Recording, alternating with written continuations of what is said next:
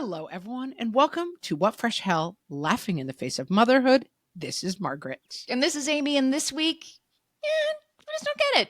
I don't know. We Not for just us. don't get it. Our dear friend Melanie came to our Facebook group where there's always a great conversation. Facebook.com/groups/What Fresh Hell. No, What Fresh Hell Cast. Yes, I've got it. You can just look up What Fresh Hell Podcast Facebook group. You'll find it. She said, I have a show idea. We're always open to hear your show ideas. She said, things that it seems everyone in the world loves, but you don't get it. You know, I had a book that I self-published with a friend called There I Said It, maybe 7 or 10 years ago. I am hearing this for the very first time. Yeah. And you have a book floating around out there? Yeah, I have a self-published collection of essays with friends called There I Said It. And everybody wrote a very funny essay, our, writer, comedian friends, about, it was all musicians, this one. Like, who is the musician that you just don't get, who is just not for you, no matter what anybody else says? So I wrote one about Tom Waits. And, everybody in there. I'm so glad I didn't know this, because the song Downtown Train by Tom Waits might be in my top 5. I love the song, but I don't know why you have to have Cookie Monster singing it. How dare you? I'm sorry, guys. This is what you're listening to is the end of the What Fresh Hell podcast. We had no idea. This is the last ever episode of the What Fresh Hell podcast. I don't think that we should today decide who's right and who's wrong here. We're not here to fight, although grievances. We could fight. The whole point is you love Tom Waits, and I'm like, what you hear when you listen to Tom Waits is a different frequency than what I hear, because it isn't the same. It couldn't be.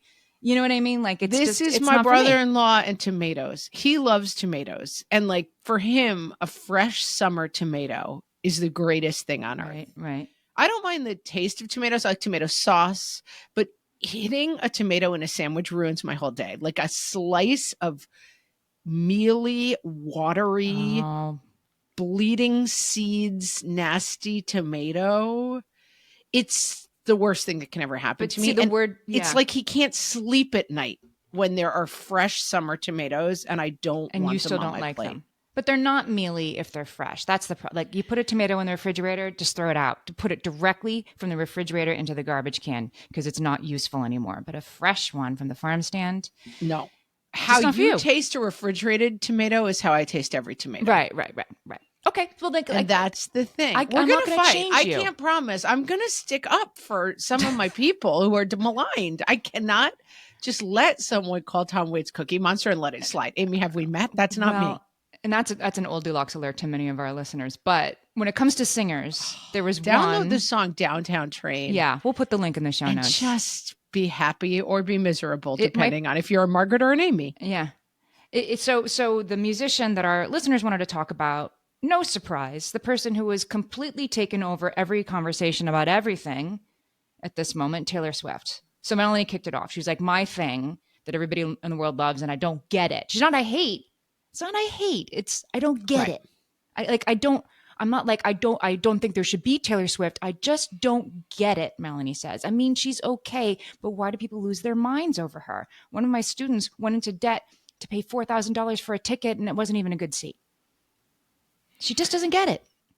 I think there is something to the experience. When I was young, I knew a guy who was a vendor at the Bulls Stadium, and he somehow got me in. I didn't even sit for the whole game, but I was his vendor helper for the day. And I walked in to Bulls Stadium and I watched Michael Jordan play basketball for 10 minutes, because I felt that existing on earth in the age of Michael Jordan, one should see him live. I don't care at all about basketball. I'm not a basketball person, but I just want to die saying I saw Michael Jordan play basketball. And you that also was important weren't there to me. You weren't there to be like, is he good or not? Is he the greatest? I don't you weren't there to judge. You just were there to see it because it's something everybody's talking about at the moment. I feel a tremendous amount of camaraderie with people who are this is the year of Taylor Swift, right? Or last year was probably. Who knows? We'll see what happens Oh this my year. gosh, I hope it ends soon, the year of Taylor Swift, but we're in it for sure. I get liking her and I get not liking her, but I really get wanting to see that show because it was the show of the year in the year of Taylor Swift. I get it.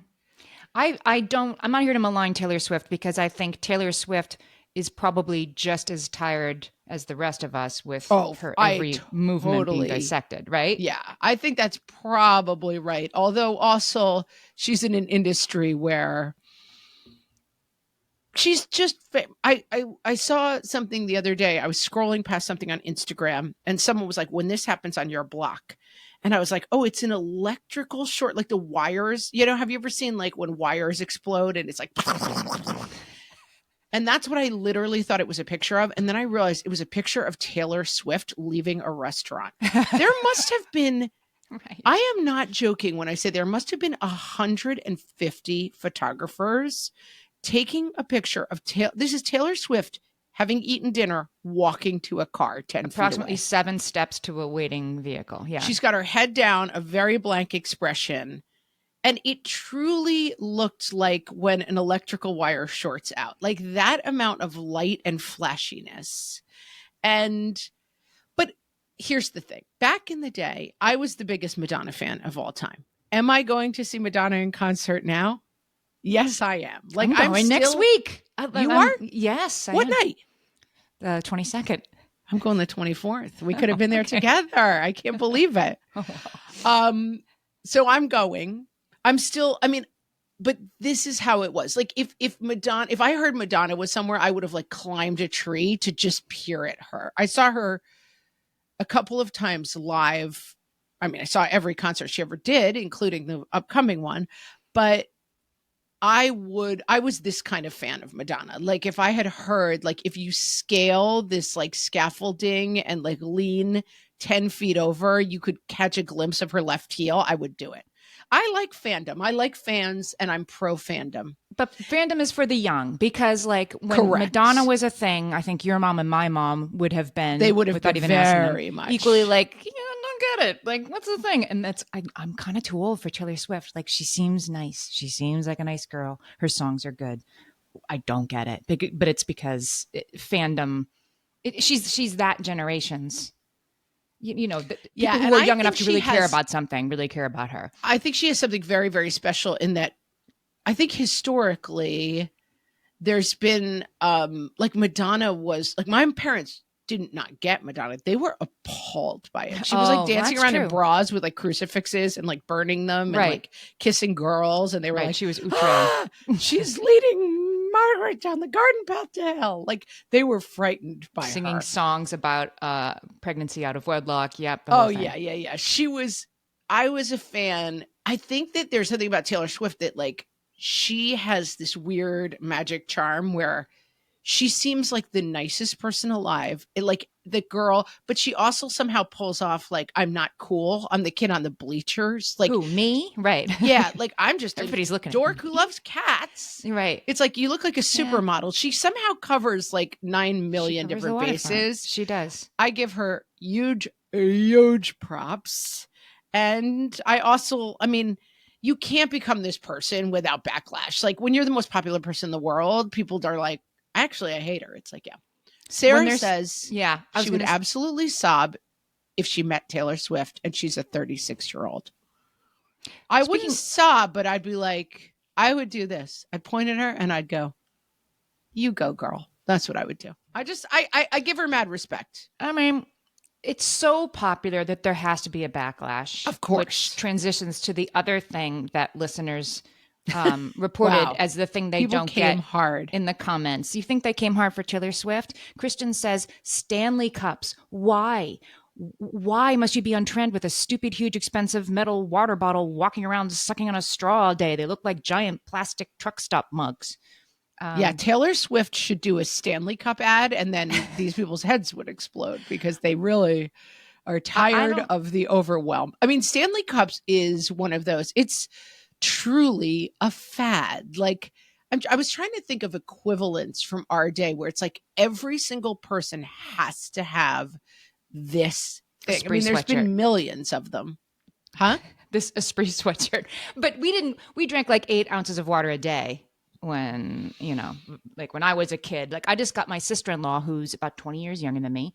I didn't get her a Stanley Cup. She's not she's not into labels. She's not that kind of person, but she's did want too cool for that. an absolutely giant insulated straw topped cup to take around in her busy life. But she has a long commute. I don't really spend much time in the car, and I think that might be why the Stanley Cup dog whistle is not. It's just a thing. Like all of my nieces and nephews carry a jug of water about everywhere they go, like pioneers. I'm like, we have that available. We have a lever in the kitchen, and you can just get yourself a cup. We're not in end times. You don't actually have to carry around 32 ounces of water by a handle at all times. I mean, yeah, I used to carry around a bottle of Evian, a plastic bottle of Evian with the top. Now I'm trying to be, stay away from single-use plastic. Sure, we love that we're not using single-use plastics. But certainly, when I was in college, I remember my boyfriend's mom saying to us as we, lolled about her home with twin Evian bottles that we would untwist the top, take a sip, and then twist the top back on. She was like, why do you need a bottle with you? And the other thing I want to know is why do you screw the top back on after every sip? We had no answers for her. She just didn't get it. It's just how we did things. Yeah, it's just boyfriend's mom. That's just how we rolled. Yeah, the Stanley Cup thing, it feels I recently walked into some big store, like let's call it a Target. It was probably a Target. And I mean, you walk in and there's like a football field size table with 3 different layers, like a sandwich stand in fancy England, like a 3-levered gigantic table that runs like the length of the store. And it was just all those cups. Yeah, like, okay. I don't get it, but I'm glad you're hydrating. Are there enough people who want? I guess there are. And you definitely, like, as I go to school pickup, every single person, mostly females, are carrying one. I mean, it's like it's you have one in your hand at all times, or why even be seen outside in public? Here's what I'm going to say. I think some downtimes are coming for Stanley Cups, and it is because they, I think, are actually very well constructed. They were originally constructed for, like, I think construction workers to use. Like, they were for, like, hard daily use, and then somehow now they're cool. We have them to, like, carry chili around. That's what I think of them for. They're very well constructed, and here's what I'm going to say. Once you have one $40 Stanley Cup, you don't need 10. And this whole idea that you need the new color, I don't think that's going to last that long.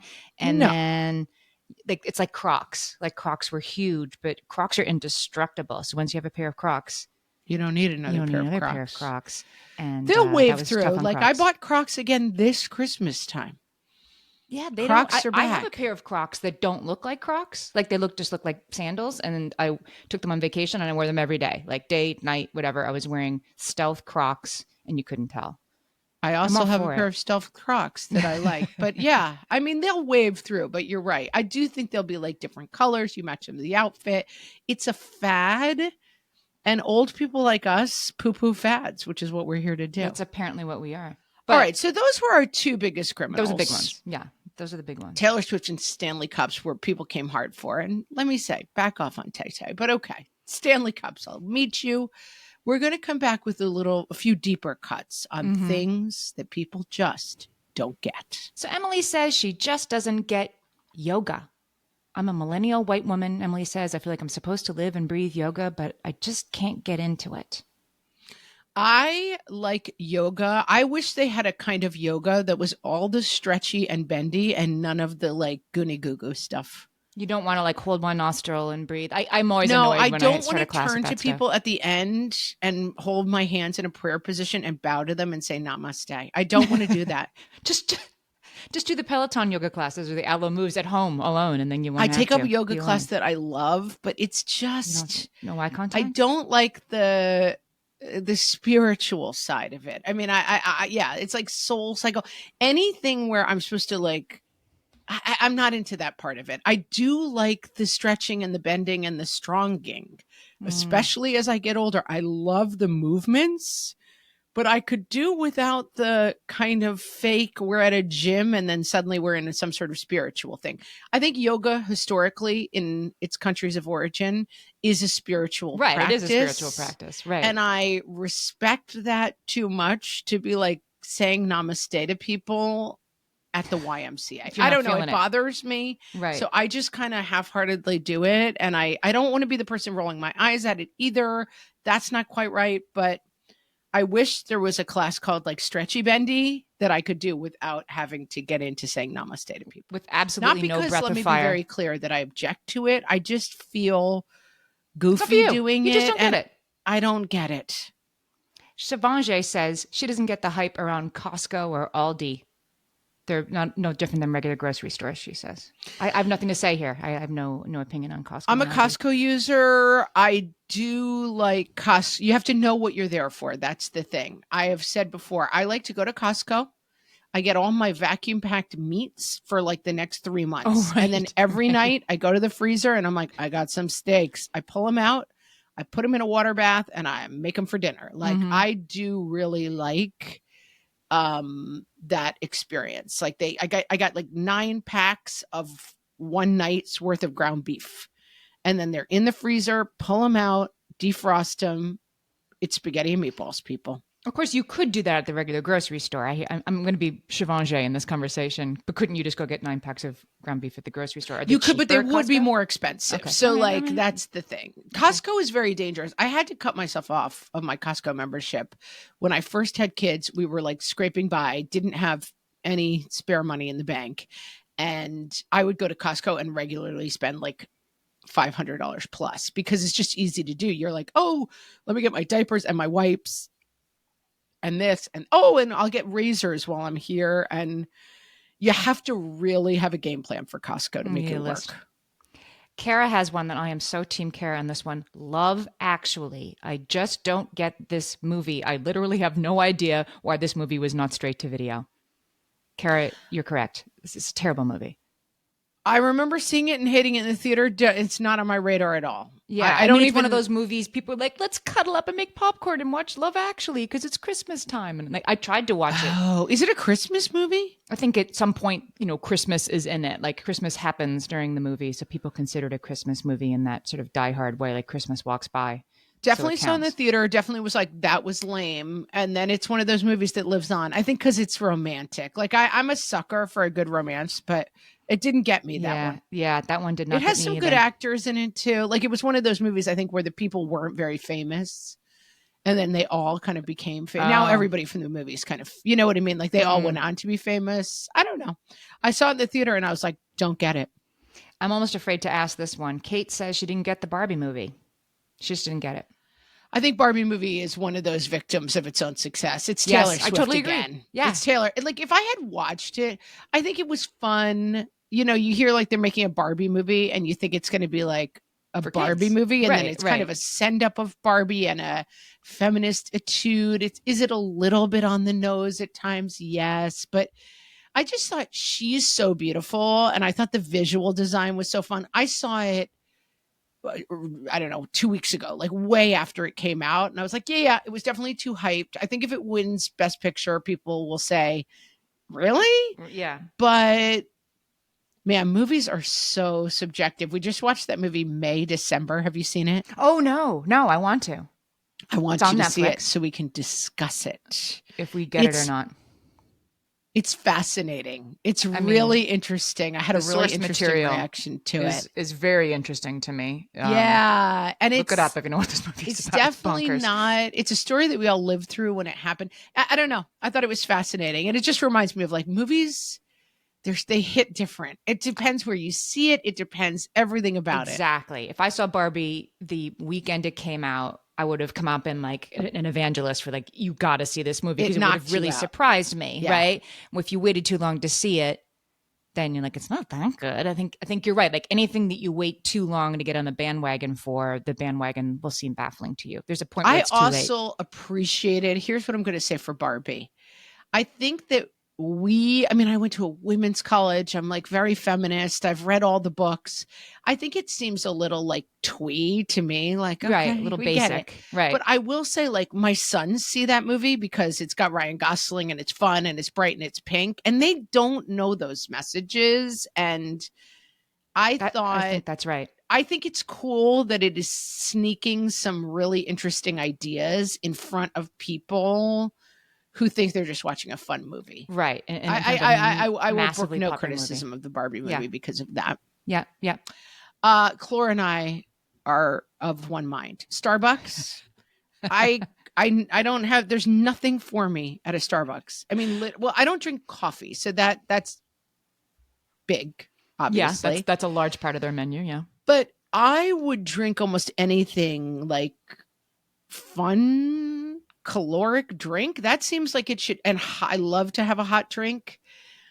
There's nothing I will drink at a Starbucks. I don't like their tea. I'm a tea drinker. I don't like the way they make a chai. I love a chai tea latte in the right, but I don't like the taste of theirs. The chai is like, yeah, it's like cotton candy floss in hot water. It's really oddly sweet. Like also not sweet enough for me. It's funny. Like I like a chai that tastes like an oatmeal cookie. Like I like a sweet chai, but theirs is just not right. I don't know. We go to Starbucks. My kids, of course, like from TikTok, like Starbucks. Right. The pink and we drink walk and the in this and the that. Yeah. And it's, we'll sit for 20 minutes. There's nothing. I don't like their hot chocolate. There's nothing for me on a Starbucks What about menu. their shaken green tea lemonade? I don't like green tea. What about their shaken? They have like a papaya tea with lemonade. How about that? No, I'm not interested in that. Shoot, it's just there's nothing not for me. If under pain of penalty, I would probably get frothed hot milk with like a little bit of hazelnut syrup in it. That's if I had. That's your like gun to head Starbucks drink. Yeah, but who cares? I'm not interested. Okay, Maya, I am so with you. Jeep. Maya's going to call me out here. Yep. Jeep ownership as a personality trait. Maya doesn't get it. We have a Jeep and I don't get why Jeep ownership is important or something that should happen. I don't want to drive our Jeep. I don't understand it. It's a weird car. All my life, I wanted a Jeep. I love Jeeps, and I love Jeeps because I want to be the kind of person who drives a Jeep. Like I want Jeep as my personality. And Jeep then girl, hashtag Jeep mom. For my significant recent birthday, I had driven a convertible when I was in LA, a Volkswagen Cabriolet, and driving with the top down to me is like free paradise. It's just, there's something about being in a convertible that makes me happy in a way that I feel like I have simple pleasures. I've talked to you about the hot tub. We have a hot tub. I'm like, I get in that hot tub. I'm like, just call me Mrs. Bezos. Like I might as well be a billionaire. I'm sitting in a hot tub. I love it. But here's the thing about a Jeep. It's not a convertible. I mean, they have a hard top that it takes 32 people to put on, and it's the heaviest thing you ever lifted. And then you can put the soft top on, and then you can take the doors off. But it's like, at least I've been in Margaret's convertible. It's adorable. And it's also extremely like top up, top down. Like if it's too windy, I can easily change into something else. A Jeep is going to take like a long weekend to change into the kind of car that you want to drive when it's raining. And then it's like breezy everywhere. Yeah. So Yeah. I ended up for my significant birthday getting a Volkswagen Bug convertible. Yeah. And it's the greatest purchase of my life. I love it. But I think you're right. I think I ended up where I wanted to be because I don't really want a Jeep with the kids and stuff. I don't want them in it. But I'm loving the convertible lifestyle, but maybe the Jeep would be too breezy. The Jeep is too, like we took the doors off. Like my husband was so excited to get a Jeep and then immediately take most of it off, Yes. like start just like throwing the parts aside as soon as we got it. And then we were going like 25 miles per hour on a road and the kids were like, Dad, it's so cold back here. And it was, not a cold day. It was just a failed experiment. Hilarious. Yeah. I think you just think I'm going to get a Jeep and I'm going to become cool. And I'm going to spend all my time surfing in Malibu. No. Even though I live in like Queens. Mm-mm. Yeah. Sadiq says any clothing with words on your butt Oh my gosh. I mean, I remember the Juicy, like we're talking like 20 I years ago. think that's the I one. had one I mean, that's a I don't Juicy. think there's a lot of other stuff Other with new, words on your yeah. butt. I mean, we're probably missing it. Probably somebody listening is like, yes, there is. It's the Taylor Swift concert girl, says Tay Tay on the tush. I guess jeans used to, like designer jeans used to have words on your butt. Yeah. My daughter, That's who's a good teenager, example, Amy, for the Stanley Cup, like juicy velour sweatsuits. Mm-hmm. What, I don't know when that was, 90s. I think that was like a Paris Hilton Well, thing. I had one when my 21-year-old was a baby, and I could like, got slowly back down to the size that I wanted to be after my kid was born. That seemed important to me, and I treated myself by getting myself a juicy velour sweatshirt. And did it say juicy on the butt cheeks? Yes. And Oh. I was a mother. I had a newborn, and I was walking around like that. I mean, that was the Stanley Cup. I mean, I was having trouble thinking of good examples, but that's what, in just like universally adopted, and then you'll never see it again 4 years later. That's a good example of that. Well, Sadiq also says Hoka. Those are very popular right now. Can you picture those? Those are the sneakers with I own Hokas. Got a bad hip. 11-inch. Pry my Hokas from me, from my cold dead hands. Okay. I have Hokas. They're not pretty, but they work, is what you're saying. They're really good for working out in. I'm sorry, Okay. if you're old, you'll get Hokas more because they're very cushiony and they let you work out without pain. Okay. All right. Well, then I won't hold that against Hokas. Brenna is coming in hot with something she doesn't get for 2023. Bradley Cooper. She doesn't get him. I mean, I would say people usually think like him. Like, he's handsome. He's a good actor. He sang with Lady Gaga at the Oscars that time. My brother-in-law went to college with him for a year until he dropped out because he was already becoming a famous actor. Like, I have no beef with Bradley Cooper, but Brenna does. He was the guy from Alias to me. So that's an oldie Lux alert. Jennifer Garner's star-making thing was a show called Alias. And he played like her nerdy friend. She had a boyfriend, but he played her nerdy friend. And he's one of those people who's frozen in time for me. Every time I see him, I'm like, oh, there's the nerd from Alias. It's funny, like how he's just, he'll never be anything like that. I can't see that movie where he's, who does he play? Leonard Bernstein. Leonard Bernstein. Like, that's the nerd from Alias. I can't get him out of that mode for me. I feel like I see him in movies and I'm like, he's handsome, so he's not actually going to be that good an actor. And then I'm like, yeah, he is though. Like, he's good in this. He's a good actor. I did not like that Lady Gaga movie, although I do like the song. I didn't see the Lady Gaga movie, but yeah, the Shallow. Yeah. Yeah, and they look like they were, remember they looked at each other and everybody was like, oh my God, they're actually in love. No, they were just good actors, both of them. Yeah, I think I'm not a huge fan, I guess. I just look at him and I'm like, oh, it's that guy from Alias pretending to do something else. And that's not his fault. I get Bradley Cooper. I don't get him. I would say I don't get him. What about Takis? Chrissy says Takis are something she doesn't get. I mean, I'm going to make a very broad statement and then I'm going to see if it's actually true as we talk about it. I'm not a snack food person. I don't care. I wouldn't eat a Dorito for $5. I don't care about snack foods. Takis, if people listening don't know what they are, they're kind of like Doritos. They're like will put your mouth on fire. They're super, like super a spicy. Cheeto-shaped Dorito, kind of. There was some Taki thing where if you ate too many, you would have like stomach problems. And one of my kids insisted this to me, that he knew somebody from like the camp that he worked at where somebody ate so many Takis that they like caused gastritis and they ended up in the hospital. And I was like, dude, that can't be what it was, because there wouldn't be a food stuff like on the shelves in 2023 that actually like caused people to have severe gastritis. Like that didn't happen. It was probably like a sum total of some other bad decisions.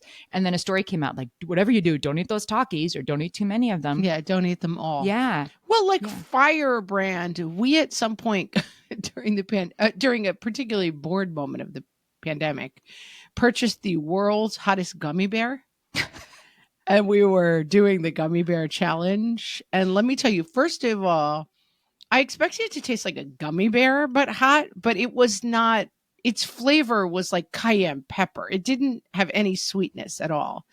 I ate like the ear off of this thing and I was in agony for like a half an hour. It was large. It wasn't gummy bear sized. It was like it was maybe like 4 inches tall, 6 inches tall and fat. Like it was a big sizable gummy bear.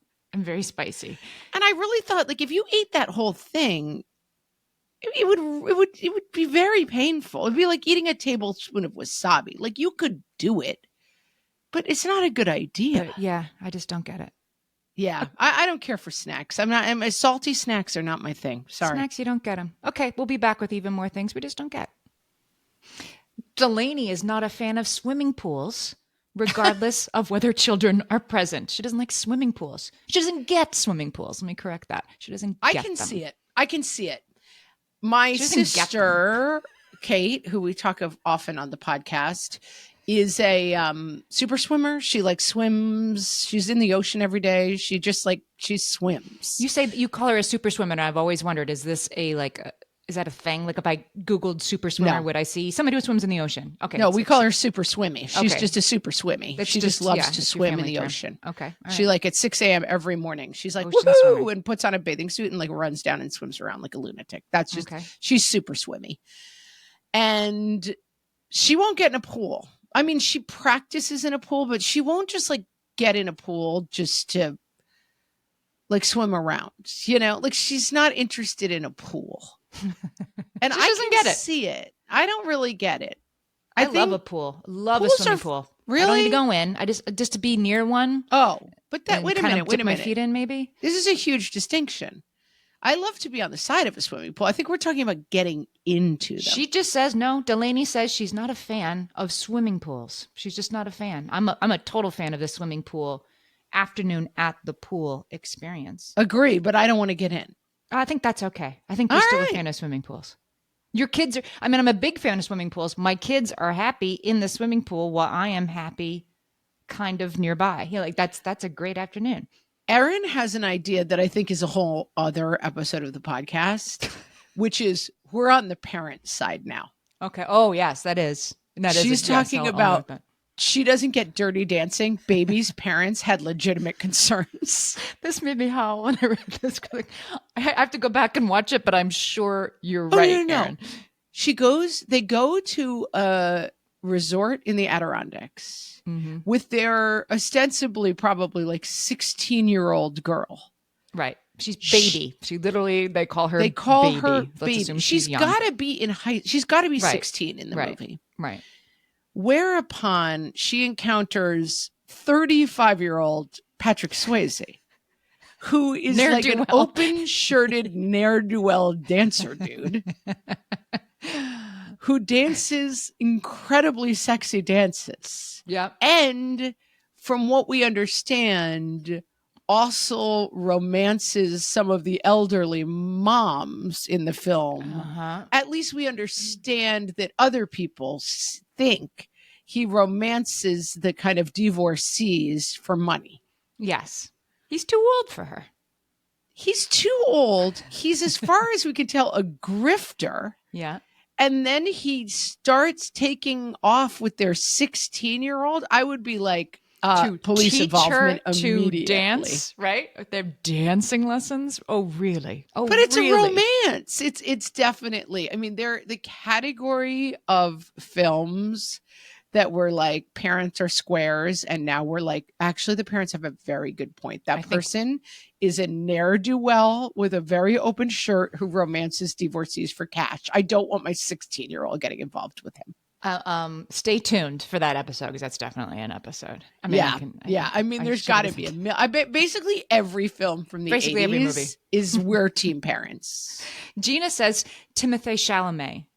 She just doesn't get. Gina says he's a child and not that good looking. I just don't get it. And this is where I stand. I'm like, he looks like a child to me. Again, I think I'm just too old to. This is just we're old. Yeah, I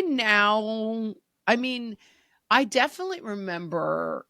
And my parents were, I think, much more apart from us than we are in this generation. Like, I feel like my daughter and I can get in the car and both listen to the same music that we both enjoy. That was not available to me with if I was in the car with my parents, I was either listening to the Camelot soundtrack or Simon and Garfunkel on their CD player, or I had my headphones in and was listening to Madonna. Like my parent, there was no Venn diagram overlap between my music and my parents' Well, music. that's funny because I mean, I've been in the car with the five of us, three kids, and my spouse and me, and all five of us are listening to something different. Yeah, I think that happens, But it can happen that we all and listen to I the same thing. also I've always liked pop music, so I still like current pop music. So maybe that's what makes it easier between me and my daughter. But I used to look at my parents and think like, how do you just stop liking new music? Like when does that seemed very mysterious to me that you would ever be like, I'm not into new music. It's just you don't know, like Timothy Chalamet. Like I can conjure up what he looks like. I've never seen a movie I that don't know who Timothy he Chalamet is. is in. Yeah. Yeah. I can also conjure what he looks like from the Willy Wonka poster. Oh, from the Willy Wonka poster, yes, and he was in Little Women too, I think. But it's like, Nah, I oh didn't yeah, see that the guy. Little Like Women.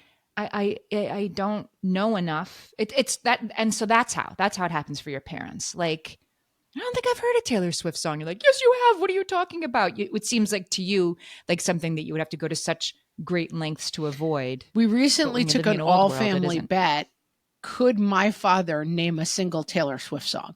Like, is Taylor Swift so pervasive in society that my father could name a Taylor Swift song? I'm gonna say no. Did he? It was a solid no. It wasn't even close. Wasn't even close. He barely knows who Taylor Swift is. Right.